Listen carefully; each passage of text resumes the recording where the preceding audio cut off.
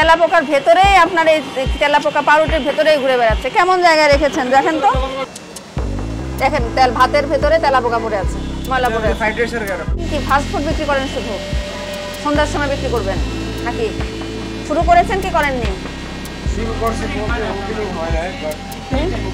হ্যাঁ, ইফতারের সময় কি কি তৈরি করেন? এগুলোর কি মেয়াদ আছে না নাই? কিছুই নাই। এই পাউরুটি বের করেন, তেলাপোকার ভেতরেই আপনার এই তেলাপোকা পাউরুটির ভেতরেই ঘুরে বেড়াচ্ছে। কেমন জায়গায় রেখেছেন দেখেন তো, এটা কি কোনো কথা? এটা বাকিগুলো বের করে ফেলেন।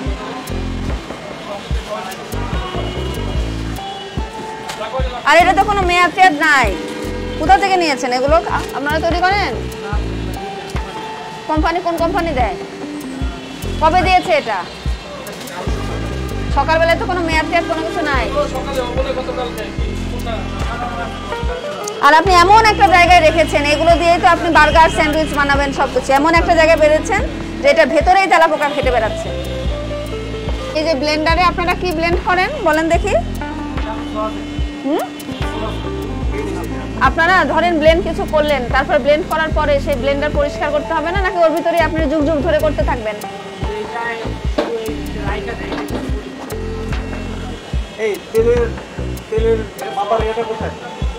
এই তো সেটাই তো বলছি, সসগুলো যে আপনার, আর এটা মোটেও কোনো সয়া সস না। এগুলো ব্যবহার করার পর পরিষ্কার করে রাখতে হয়।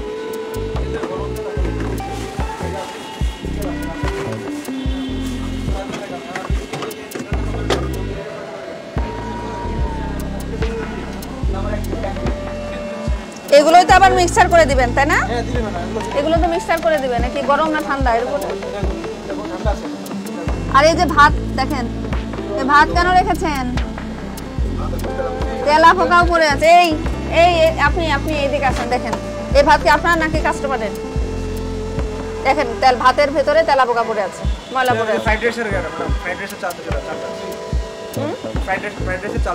আপনার এখানকার আপনি পুরো জায়গাটা আপনাকে পরিষ্কার করে তারপর কাজ শুরু করবেন, নাহলে আপনার প্রতিষ্ঠান বন্ধ করে থাকবে। কি বুঝলেন? বুঝে তেলাপোকা চারিদিকে হেঁটে বেড়াচ্ছে। আর এই তেল ফেলে দেন, এক্ষুনি ফেলে দেন ডাস্টবিনে। না, এর অবস্থা খুব খারাপ। আর এই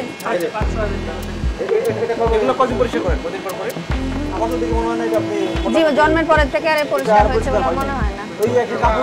আপনার এই ব্লেন্ডারও চলতেই থাকে চলতেই থাকে চলতেই থাকে, এইটাও পরিষ্কার করেন না। দেখেন দেখেন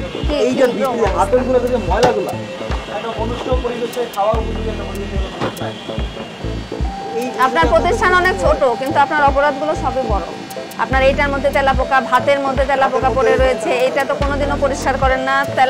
তারপরে এই পাউরুটির কোনো উৎপাদনের তারিখ, মেয়াদ উত্তীর্ণের তারিখ নেই, কোনো দাম লেখা নেই, আর এই চারিদিকে শুধু অপরিষ্কার। আপনি ফ্রিজের মধ্যে সব খাবার একসাথে করে রেখে দিয়েছেন, বুঝতে পেরেছেন?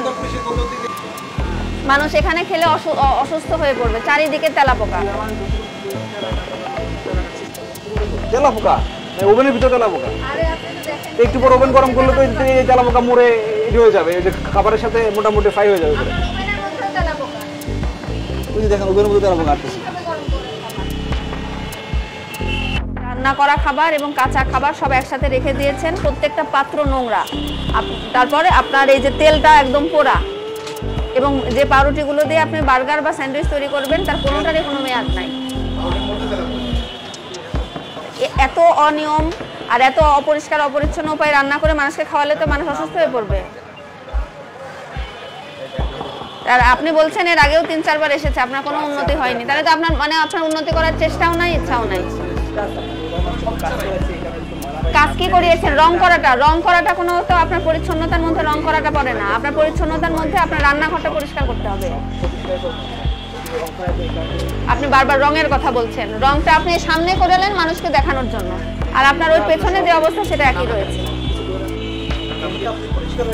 আপনি নিজ উদ্যোগে সব পরিষ্কার করবেন। আমরা 1 সপ্তাহ পর আবার ভিজিটে আসবো, এসে দেখবো যে আপনার এটা উপযুক্ত আছে কিনা। আপনার এটা সতর্কতামূলকভাবে 5,000 টাকা জরিমানা আরোপ করা হচ্ছে।